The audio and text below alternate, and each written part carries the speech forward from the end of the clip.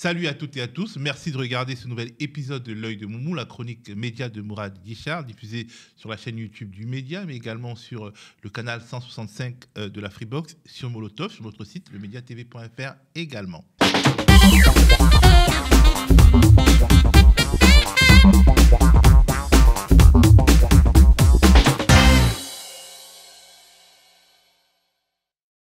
Salut Mourad. Bonjour à toutes et à tous. Essaye de parler un tout petit peu moins fort, s'il te plaît.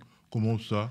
J'ai un peu mal au crâne. Non, je plaisante. En fait, on a évidemment enregistré cette émission avant le réveillon.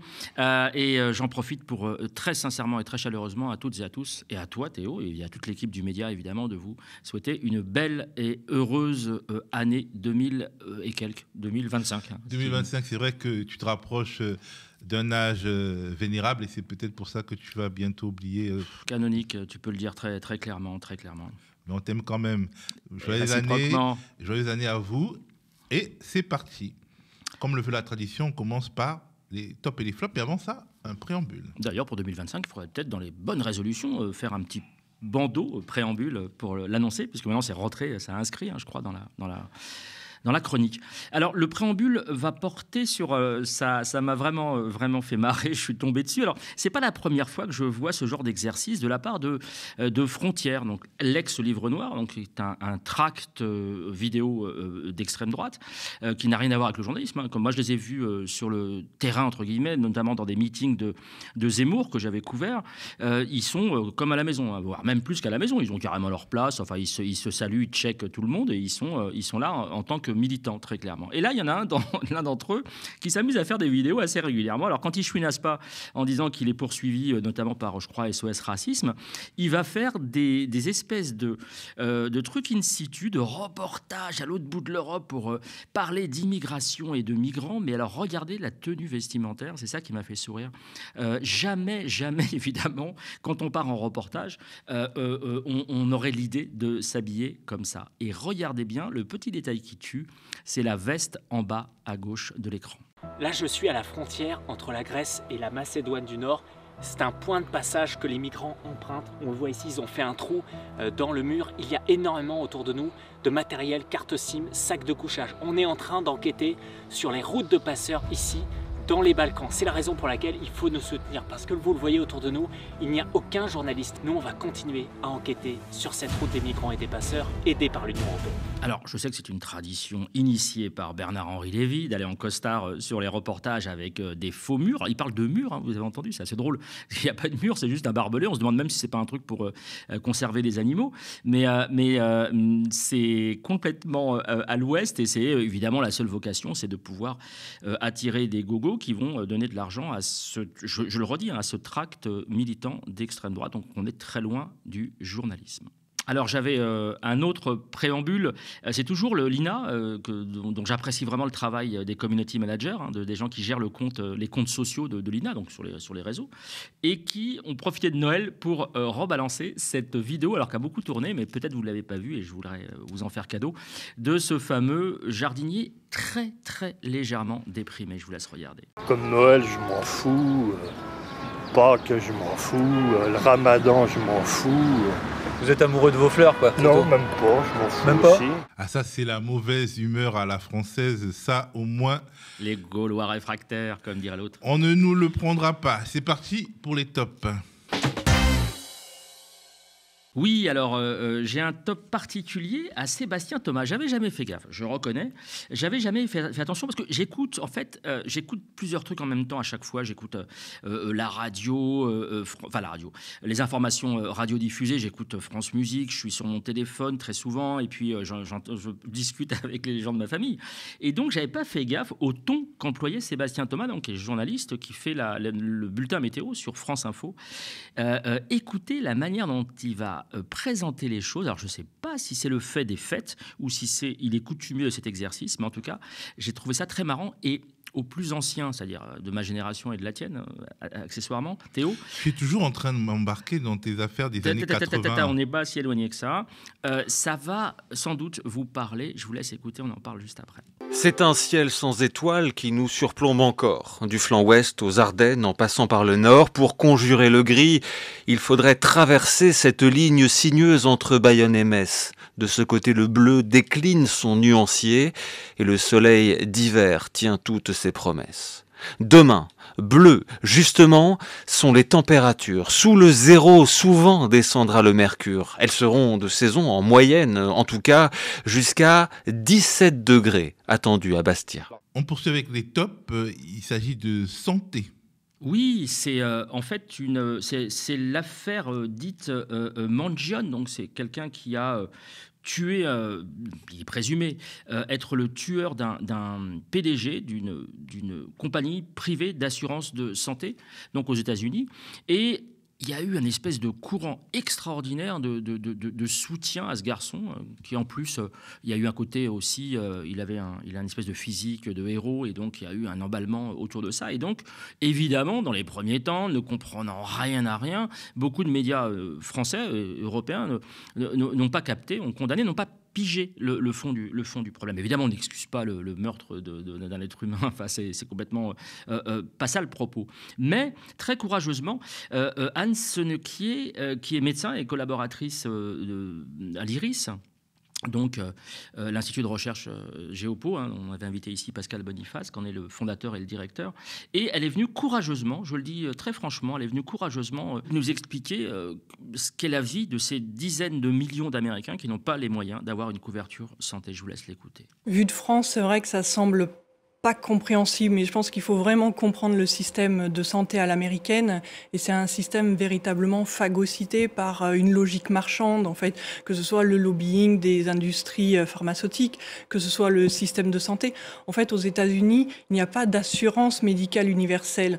Soit vous avez la chance d'avoir un emploi qui vous donne une mutuelle, soit vous avez plus de 65 ans, vous êtes petitement couvert par l'assurance Medicare.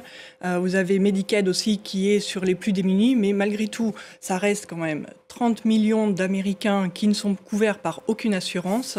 Et même ceux qui sont couverts, finalement, ils ont des franchises tellement importantes que une opération sur un accident, une chute, peut vous entraîner sur 3 jours d'hospitalisation à une facture de $50 000, en fait. Et la problématique que la population américaine a aujourd'hui, c'est de faire des choix. Faire des choix. Est-ce que je me soigne? Ou est-ce que je garde mon épargne pour amener mon enfant à la faculté? Ou est-ce que je garde mon épargne pour tout simplement garder ma maison et pouvoir payer les traites? Donc aujourd'hui, les Américains sont littéralement dans cette problématique et ça ne va pas en s'arrangeant. Et c'est parti pour un top paradoxal. Tes bonnes résolutions n'auront pas tenu.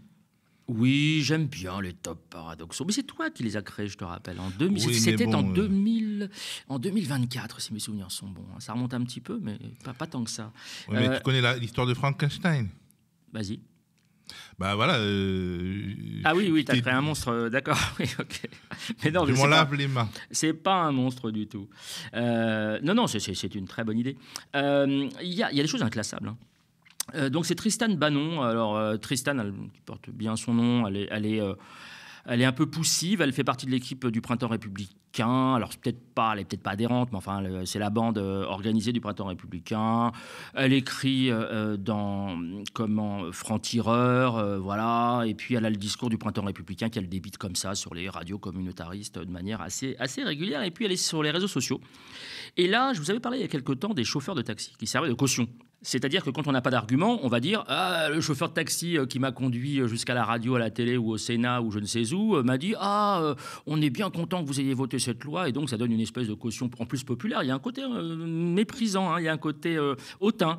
Le chauffeur de taxi, c'est une espèce de blaireau qui sait à peine composer le numéro de téléphone pour appeler Bourdin. Donc, voilà, c'est quelqu'un du peuple. Et c'est le seul contact, d'ailleurs, que j'ai avec le peuple, soit dit en passant, puisque c'est souvent des gens qui ont les moyens de vivre dans des beaux quartiers et compagnie. Et donc, elle va échanger, en fait, ce concept du chauffeur de taxi par, ce qui arrive assez régulièrement d'ailleurs, par sa fillette de 9 ans. Je vous laisse regarder ce message qu'elle a posté sur les réseaux sociaux. Alors, je vais vous le lire, évidemment. Ça fait partie de ces fameux arguments invérifiables. Et on sent que moins ils ont d'arguments, c'est compliqué par rapport à ce qui se passe à Gaza. Moins ils ont d'arguments, parce qu'elle soutient évidemment la cause Netanyahou. Eh bien, ça devient compliqué au bout d'un moment, sans argument, de pouvoir avancer dans le débat. Et donc, elle va dire, ouvrez les guillemets, donc c'est ma fille de 9 ans, ouvrez les guillemets, tu te rends compte, maman, ça fait deux Noëls, c'est mignon, que les otages israéliens ne sont pas avec leur famille. Et le petit Gvir, c'est plus vraiment un bébé, ça doit être un petit garçon maintenant. Voilà, c'est tout pour moi, dit-elle. Pour Noël, je suis fier un peu. Alors, c'est absolument invérifiable. C'est complètement pas les propos que peuvent tenir un gamin de cet âge-là. Mais moi, je vais vous dire, très honnêtement et très franchement, je vous assure que c'est vrai. Mon fils, Paul, de 12 ans, m'a dit, ouvrez les guillemets, c'était hier soir, je crois, papa, le matérialisme dialectique gramscien ne demeure-t-il pas empreint d'un historicisme néo-idéaliste, idoine à récupération ? Waouh, je suis fier, c'est tout pour moi. Et on passe au flop. Oui, c'est un flop et surtout un hommage à Bruno Rojani, qui est ce fameux conducteur de TGV qui s'est suicidé, a priori, à l'heure à laquelle nous parlons, qui s'est suicidé en se jetant de sa cabine sur le trajet Paris-Lyon le soir du réveillon. Vraiment, je témoigne de ma solidarité et puis de ma compassion avec tous les cheminots. J'en connais de très nombreux et je comprends le choc que ça a pu être pour eux et que ça doit encore être pour eux. Donc voilà, je voulais vraiment commencer par ça. Évidemment, à la famille et aux proches de Bruno Rojani. Alors ça a donné lieu, ce traitement, à toute une série, alors je ne vais pas vous en faire plusieurs, je vais vous en faire un seul, de traitements médiatiques absolument dégueulasses, complètement décalés, et notamment celui d'LCI. Est-ce que c'est volontaire ou pas, mais je pense qu'à l'heure à laquelle ils ont diffusé ce reportage, on savait que c'était un suicide, c'est un peu le métier quand même, et ils sont allés interviewer uniquement, mais comme d'habitude, j'ai envie de dire, les passagers sur la problématique du retard et de la gêne occasionnée, sans évoquer le suicide du conducteur. Mais même si on ne savait pas qu'il s'était suicidé, on savait qu'il avait sauté de la cabine, qu'il n'était plus dans la cabine. Je vous laisse écouter ce truc complètement hallucinant. Ces usagers qui ont subi donc ces fameux retards hier. On n'avait pas beaucoup d'informations, donc on a appris qu'on avait percuté quelqu'un. Donc on est arrivé, en fait à 19h30 je crois, on a percuté quelqu'un. Le train s'est arrêté, on n'a pas eu trop de nouvelles. Et ça va, il n'y a pas eu ça a été plutôt bien géré, donc c'est plutôt cool, pas de tensions qui sont montées ou quoi que ce soit, donc ça va. Franchement, c'est fatigant du coup, et c'est vrai qu'on finit plus tôt le travail à Paris, on essaye de se dépêcher exprès et on loupe le réveillon. Le ministre des Transports était en direct sur LCI hier, Philippe Tabarot, Éric de Courty. Il est un grand défenseur de la privatisation du rail. Il a d'ailleurs déjà... Marseille-Nice. Exactement, sur Marseille-Nice, le TER Marseille-Nice. Il dit vouloir continuer d'ailleurs à ouvrir la concurrence de la SNCF avec le rythme prévu. Et on poursuit avec Xavier Gors. Alors, on revient au printemps républicain et à toute la bande organisée. Et là c'est absolument dégueulasse. Je ne comprends même pas. Si vous voulez, on peut être opposé, on peut avoir des problèmes. Alors, je rappelle que le cheminot qui s'est suicidé était à la fois à la CGT, à la fois au Parti communiste. Et donc, je pense que c'est ça qui a motivé Xavier Gors dans son analyse fine. Xavier Gors, qui est un dessinateur de presse, on va dire. Un dessinateur de pingouins, surtout. De presse, oui, qui a dû dégager du monde après un dessin absolument dégueulasse sur l'inceste, raillant les gens qui avaient le courage de dénoncer l'inceste. Et là, il va dire, est-ce que sauter d'un train que l'on conduit pour mettre un point final à ces problèmes, qu'est-ce qu'il en sait ? En se foutant de ceux que l'on conduit, n'est pas l'acte ultime de la lâcheté et du nombrilisme individualiste qu'un désespoir sans doute réel n'effacerait pas. Un signe de notre époque, et il continue, on peut comparer cela au Golden Parachute, mais là c'est plutôt Black Parachute. Mais c'est super drôle, mon Xavier. Des dirigeants d'entreprise qui partent avec du pognon plein les poches sans avoir empêché un désastre industriel qui laissera les salariés sur la touche. Je voudrais juste préciser. un détail technique, c'est que le TGV a été conçu pour ne pas dérailler. Alors, il y a des déraillements de TGV, mais quand un TGV déraille, en fait, il va pas se démembrer complètement, les wagons ne vont pas tomber à la renverse, parce qu'il y a un système avec une espèce de truc que je ne vais pas rentrer dans le détail, mais donc le conducteur savait très bien que son TGV n'allait pas dérailler, qu'il n'y aurait pas de blessés ni de morts. Et donc, c'est complètement dégueulasse d'oser l'attaquer sur ce terrain-là, et Xavier Gors ressemble vraiment à ce qu'il est. Et je m'arrêterai là. On poursuit avec ton hebdo, ton news magazine préféré, Le Point. Je vais finir par m'abonner. C'est Le Point, effectivement. Le Point, on le sait. Alors, c'est marrant parce que la semaine dernière, je disais que je préférais Le Point à Franc-Tireur. Parce qu'au moins, Le Point, c'était divertissant. Parce qu'il n'y a pas d'enquête, c'est des fausses coupes, enfin, il y a que des conneries. Et là, il le prouve une fois de plus. Alors, on va le voir à l'écran. La vérité, la précision, la véracité des informations, ils en ont rien à foutre. Et là, il va falloir salir à tout prix la France insoumise, évidemment, Mélenchon au premier chef. Et donc, ils vont sortir une vieille photo. Ils vont expliquer les rapports ambigus de la France insoumise et de Mélenchon avec, devinez qui, avec Maduro. Mais franchement, quand on est un peu journaliste, on se rend compte sur la photo que Mélenchon a quelques années de moins. Eh bien, je ne vous présente pas évidemment Maduro, mais Hugo Chavez, qui est quand même décédé en 2013. Donc cette photo est hyper ancienne. Mais il a fallu le dégommer, donc ils vont le présenter comme étant Maduro, sans que personne dans la chaîne de fabrication, alors je veux bien que ce soit la trêve des confiseurs, mais personne dans la chaîne ne réagisse en disant bah non, c'est quand même pas lui, quoi. Alors, sauf à penser qu'une espèce de gars de Chiapas, je sais pas quoi, ils se ressemblent tous, un peu comme dans d'autres pays et dans d'autres coins du globe. Et je crois que ça porte un nom, mais quand on est journaliste, on fait preuve d'un tout petit peu plus de rigueur, me semble-t-il. On continue avec un autre flop qui concerne à la fois Sophia Aram et Caroline Fourest, je crois. Tout le monde, toute la même bande, hein, c'est quand même fou. Hein, parce que vous savez, c'était à plusieurs reprises, j'ai pris les avis de la commission de déontologie journalistique et de médiation qui allait dans le sens de ce que j'avais dénoncé quelques semaines avant. Alors, c'est pas moi, évidemment, qui influence. Simplement, c'est quand même pas désagréable de se dire que le CDJM va dans le sens de ce que nous avions dénoncé ici en plateau. Donc, c'est pas seulement notre avis, c'est important, ça.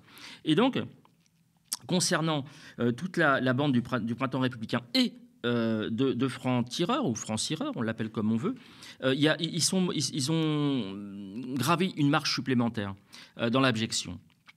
C'est-à-dire qu'il y a eu une passe d'armes, donc il n'y a vraiment pas eu de trêve des confiseurs, hein. Il y a eu une passe d'armes entre Sophia Aram, donc l'humoriste passé, et puis Aymeric Caron, donc le député de gauche, Nouveau Front Populaire, et elle l'a taxé. Alors donc elle est tout à fait opposée à la notion de génocide, je le rappelle quand même, il faut recontextualiser. En Palestine, à Gaza. Absolument, et lui, évidemment, défend cette thèse que je défends également. Et puis, comme Amnesty International, comme Human Rights Watch, comme l'ONU et comme... Et on appelle évidemment conjointement au respect, tous, on appelle au respect des décisions prises par les instances internationales. Eh bien, elle va l'appeler Abou Emric El Versailles. Abou Emric El Versailles. Je vous laisse regarder la capture. Et elle va en plus utiliser le mot fatwa, à savoir qu'Aymeric Caron lancerait des fatwas sur ce groupe-là, sur ce groupe en bande organisée. Je trouve ça extraordinaire. Elle a arabisé le nom d'Aymeric Caron de façon à le discréditer. Ça veut dire quoi, arabiser? Imaginez un quart de seconde qu'on dise de Raphaël Enthoven, par exemple, on l'appelle Raphaël Goebbels, que Sophia Aram, on l'appelle Sophia Epstein, tiens, du nom du présumé pédophile américain qu'on a peut-être suicidé en prison, et que Caroline Fourest, on l'appelle Caroline Weinstein, hein, elle qui a fait un bouquin contre MeToo, on peut très bien l'appeler Weinstein, du nom du violeur des milieux cinématographiques. Donc imaginez la réaction légitime que ce serait si on avait osé ce genre de choses, si Aymeric Caron avait osé ce genre de choses. Je rappelle, pour finir là-dessus, que en son temps, Hervé Bourges, un ponte de la télévision, était appelé Mohamed Bourges, et que Alain Juppé, pour une histoire, je crois, si mes souvenirs sont bons, à Bordeaux de mosquée, et de construction de mosquée, était appelé Ali Juppé. Et c'était l'extrême droite, évidemment, qui était à la manœuvre. Et je rappelle enfin qu'elle a tenté de se justifier, Sophia Arabe, en expliquant que c'était les trucs des djihadistes et compagnie. Elle s'est complètement enferrée, puisqu'en fait, si c'est des termes Abou Emric El Versailles, si c'est des termes empruntés aux djihadistes, ça veut dire qu'elle accuse un élu de la nation d'être un djihadiste. C'est incroyable. Donc d'égorger des gens, de partir en croisade, mais qu'est-ce que c'est que ce délire? Et si, parce que sa connaissance visiblement de l'arabe est très très très limitée, puisque je me suis un petit peu renseigné, moi je ne suis pas non plus spécialiste de la langue arabe, enfin évidemment que ça appartient à l'islam et aux musulmans, et que c'est une appellation classique, un peu comme les Jackson, le fils d'eux et compagnie, qui date bien avant les djihadistes. Donc elle insulte à la fois le monde arabe, le monde musulman, mais en plus de ça, elle insulte un député de la nation qui peut-être réagira. C'est une affaire à suivre, évidemment. On poursuit avec Apolline de Malherbe, la présentatrice de RMC BFM. Oui, alors Apolline de Malherbe, je l'avais déjà relevé l'autre fois. Elle avait demandé à Olivier Faure où était son âme, ou je ne sais plus quoi, où était passée son âme. Waouh, c'est extraordinaire comme phrase. En même temps d'être mystique, ça dépasse, ça sort du questionnement de l'interview journalistique de base, de l'interview politique de base. Et là, elle va oser lui d'abord sortir une saloperie. Parce que on aura un débat un jour, je pense, sur le off et le on. On en a déjà parlé une fois. Mais enfin, quand on capte quelque chose, une discussion, un bout de discussion dont on n'a pas forcément tout le contexte, on ne vient pas le rebalancer à l'antenne comme elle le fait là. Je vous laisse écouter, on en reparle juste après. Olivier Faure, c'est un peu gonflé quand même. Ah oui, parce qu'il y a à la tête du très grand ministère à Bercy un homme dont en réalité, en sous-main, vous comme d'autres socialistes, faisiez campagne pour qu'il prenne carrément Matignon. Éric Lombard. Mais je ne sais pas qui vous a raconté cette histoire. Nous n'avons jamais fait campagne pour quiconque. Mais non, Olivier Faure, on est sur RMC, on est sur BFM TV, on se dit les choses. Là, il y a 10 jours, je vous ai reçu ici. Oui, j'ai reçu même le lendemain Raphaël Glucksmann. Et tous les deux, en sortant dans les couloirs, lorsque je vous raccompagnais, vous évoquiez la figure d'Éric Lombard. Vous évoquiez la figure d'Éric Lombard comme d'un homme de gauche qui aurait pu avoir votre satisfaction à Matignon. Il est à la tête de Bercy. Vous pouvez pas dire que c'est pas un homme de gauche après m'avoir dit le contraire il y a 10 jours. Mais je ne vous dis pas le contraire. Je vous dis que c'est un homme de gauche. Je le connais depuis longtemps et je peux même vous dire que c'est un ami dans la vie. Mais est-ce que ça veut dire que demain, il aura les mains libres à Bercy? Est-ce que c'est lui qui permettra la justice fiscale? Est-ce que c'est lui qui permettra la suspension de la réforme des retraites? C'est déjà mieux que rien, non, d'avoir un homme dont vous partagez les convictions. Je l'avais d'ailleurs dit à l'antenne dès le lendemain. J'avais dit que ça faisait partie des personnes que vous espériez, vous, la gauche, globalement, voir accéder à Matignon.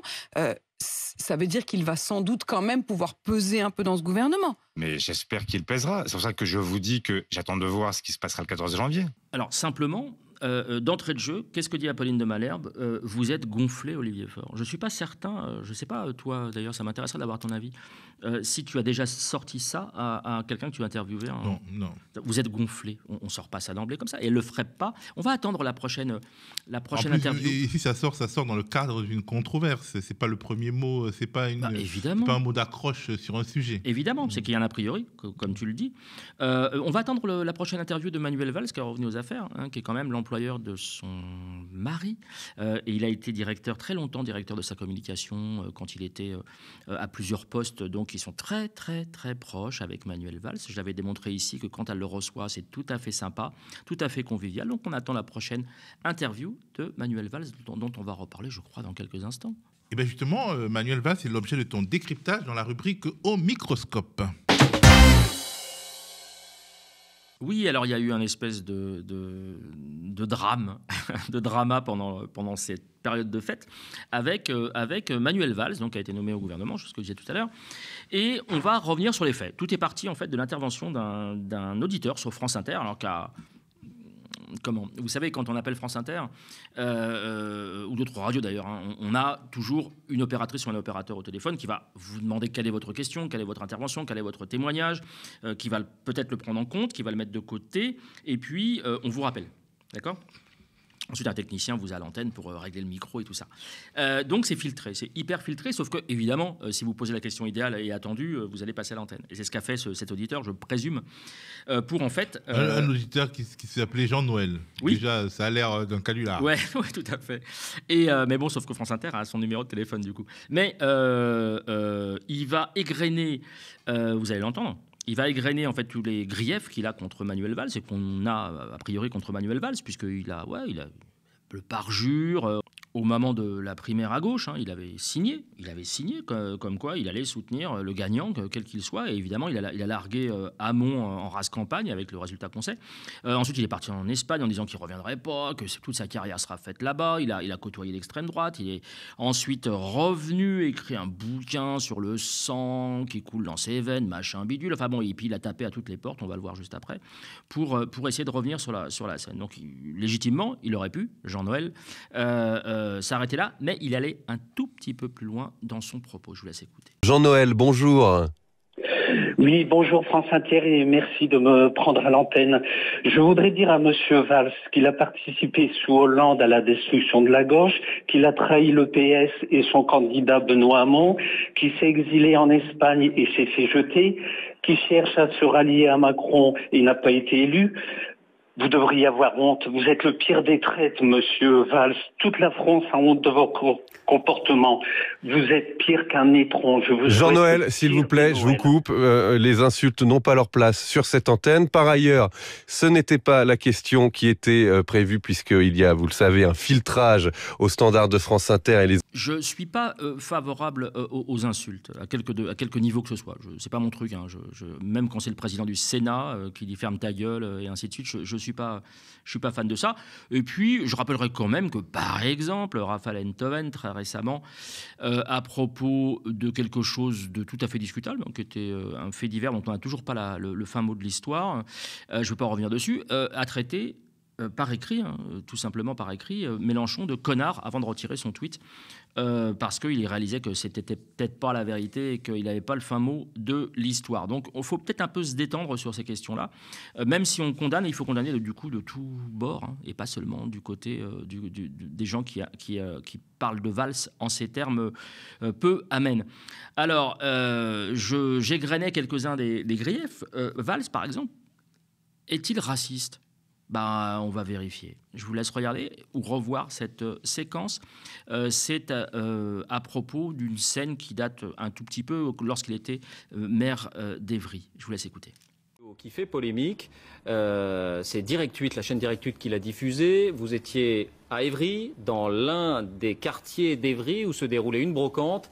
Et en clair, vous avez dit en substance, il n'y a pas assez de blancs. On regarde cette vidéo et puis vous réagirez. Comment ça va? Ça va bien? Ouais. Belle image. Belle image de la ville d'Évry. Vous avez quelques blancs? Non, quelques blancs, quelques white, quelques blancs de côte.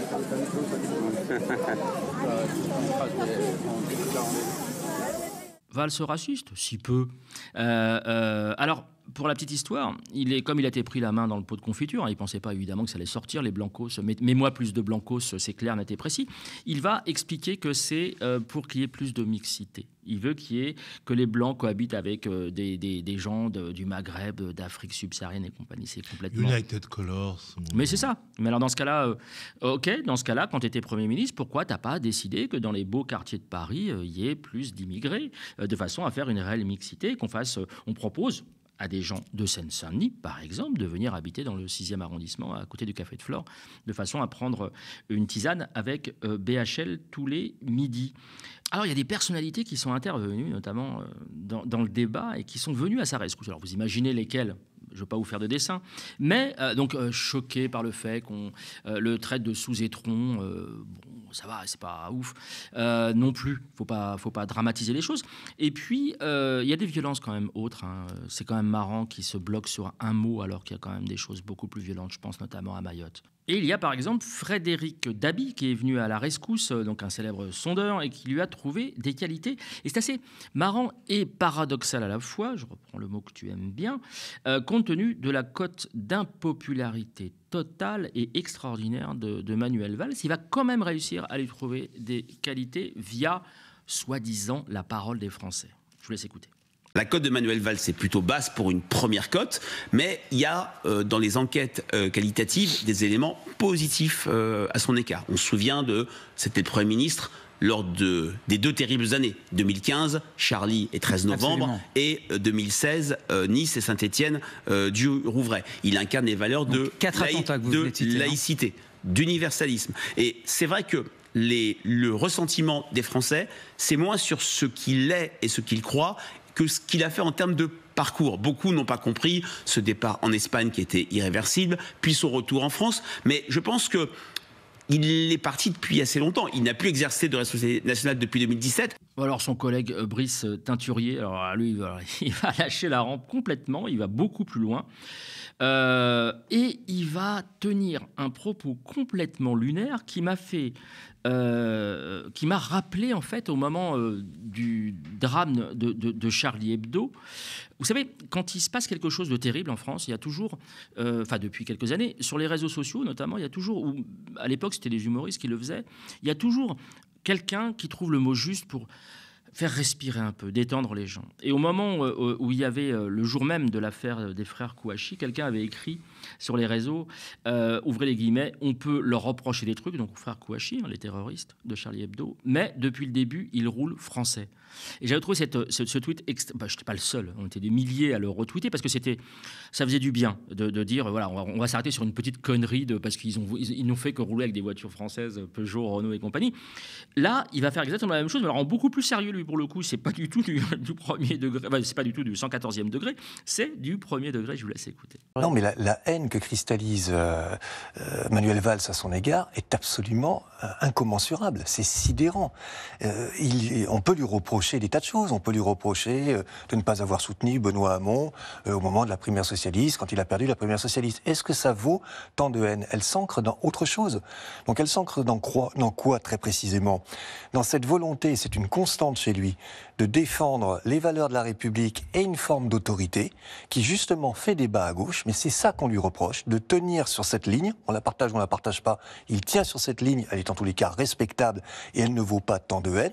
Et je voudrais aussi souligner que Manuel Valls est le premier à avoir dénoncé l'antisémitisme dans ce pays, et je pense que ça joue aussi dans la haine que certains lui renvoient, parce qu'il a toujours été d'une totale cohérence et d'une totale constance sur cet aspect. Mais on a là un phénomène qu'il faudrait analyser plus en profondeur, qui est symptomatique de ce qui se passe dans les tréfonds de la société française. Alors qu'au fond du fond, qu'est-ce qui intéresse Valls? Eh bien, nous allons avoir la réponse par un montage que je trouve très marrant, parce qu'il pourrait presque être caricatural, on dirait presque un sketch donc de Caisse de Grève qui a compilé justement tous ces appels du pied, et on va finir, devinez par qui? Par McQueen. Je suis prêt à servir, mais je peux le faire de différentes manières. Servir mon pays, assumer des responsabilités. Mais bien évidemment, parce que j'ai l'énergie, j'ai le goût. Parce qu'on a tort de se passer de l'expérience. On a besoin de cette expérience politique. Pour faire quoi? On verra. La France coule dans mes veines, et j'écris il y a quelques mois. J'ai l'énergie. Je pense que sur un certain nombre de sujets, je n'ai pas eu tout à fait tort. Je pense que dans ce pays, on ne fait pas suffisamment appel à ceux qui ont un peu d'expérience. Alors peut-être qu'il y a 30 ans, j'aurais pas dit ça. Alors peut-être que j'aurais pas dit ça il y a 30 ou 40 ans, mais si un jour j'ai la possibilité de gouverner de nouveau, de participer directement à l'action du pays. L'expérience d'un ancien Premier ministre, elle doit servir à cela. Mon expérience d'ancien Premier ministre peut servir à gouverner de nouveau. Je suis fait pour ça. J'aime ça, j'ai cette passion. Donc, si un jour je peux servir au gouvernement de la France, oui, bien évidemment. Bon, le CV est envoyé là, ça y est. Non, mais c'est bon, il est envoyé. Je veux être, en faisant passer ce message. Effectivement, c'est instructif. Alors on passe au coup de cœur. Oui, c'est un coup de cœur double. Je sais que tu vas encore me faire des remarques sur les jumeaux que je vais avoir bientôt. Ce qui n'est pas le cas, hein. Je vous le dis, n'envoyez pas de layette ni de cadeaux de naissance. Oh, on ne sait jamais. Ouais, c'est vrai. J'en parle à mon épouse quand même. Le premier, c'est une romance nationale. Vous voyez les initiales, romance nationale. Et donc, c'est signé Mehdi Ouraoui. Alors, je précise par souci de transparence que je connais depuis très longtemps, mais j'avais pas eu de contact avec lui. C'était à l'époque un militant, quelqu'un de très engagé en politique, à gauche, et qui s'est lancé dans quelque chose que je trouve extrêmement intéressant, puisque Romance nationale est un roman sur l'arrivée de l'extrême droite au pouvoir. Et je trouve qu'effectivement, d'abord le traiter sous forme de roman, je trouve ça extrêmement intéressant, et surtout c'est assez rare. On a beaucoup d'exemples, et je pense que tu en as en tête, Théo, d'écrivains qui ont réussi, qui sont rentrés dans la famille, certains, parce qu'ils ont théorisé l'arrivée de musulmans devenus islamistes au pouvoir dans les années, je ne sais quand d'ailleurs, je ne l'ai pas en tête, mais c'est rare quand même, de manière romancée, de pouvoir traiter cette affaire, puisque quand même elle est un peu plus plausible, me semble-t-il, à très court terme, de l'arrivée du RN. Alors je ne vais pas vous le dévoiler, parce que ce n'est pas le but de cette chronique, c'est vraiment de vous pencher, si vous le souhaitez, sur cet ouvrage. Alors là, j'ai l'épreuve non corrigée. D'ailleurs, je vais vous montrer à quoi ça ressemble, parce que c'est assez marrant si vous ne connaissez pas. Voilà, je vous montre, les pages sont ainsi faites sur les épreuves non corrigées. Et donc, c'est Mehdi Ouraoui, romance nationale, et c'est édité chez Fayard. Et on sait quand ça sort Oui, le 8 janvier. Ouais. Donc dans une semaine. Et l'autre, alors c'était au pied du sapin chez les Guichard, Bourdieu, une enquête algérienne. Donc c'est en fait, alors c'est très impressionnant parce que, alors pareil, je vais vous montrer, c'est une bande dessinée extrêmement précise et surtout extrêmement documentée sur la vie de Bourdieu, évidemment. Dans cette période où il était en Algérie, c'était, comme nous le précise la Cate de Couve, c'était... il a été démobilisé en fait deux ans plus tard, et qu'il va tirer vraiment des enseignements particuliers de sa période algérienne, puisque évidemment on est en pleine occupation, j'emploie le terme à dessein, on est en pleine occupation de la France, on est en pleine colonisation, et de là peut-être une partie de sa formation importante, sa formation sociologique va naître, et donc ça raconte ses rencontres, ça raconte sa vie, ça raconte son cheminement, et c'est extrêmement précieux, extrêmement bien fait, et donc c'est arrivé au pied du sapin. Ça peut aussi être offert en dehors des périodes des fêtes. C'est Pascal Génaud, Olivier Thomas, Bourdieu, une enquête algérienne, et c'est chez Stenkis. On va bientôt clore donc cette première émission de 2025. Youhou! Et en 2025 comme en 2024, tu vas finir par les remerciements. Il y en a très peu. Promis, juré. C'est aussi les bonnes résolutions. Tu vas continuer de promettre. Non, mais c'est les bonnes résolutions aussi.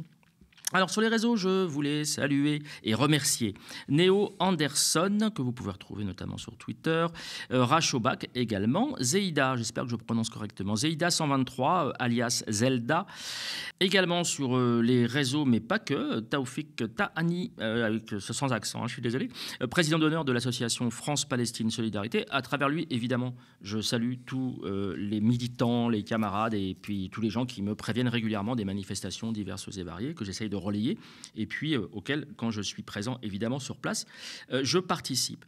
Je voulais également, alors là, c'est aussi un remerciement très particulier. Je vais te laisser réagir à ce remerciement, Théo.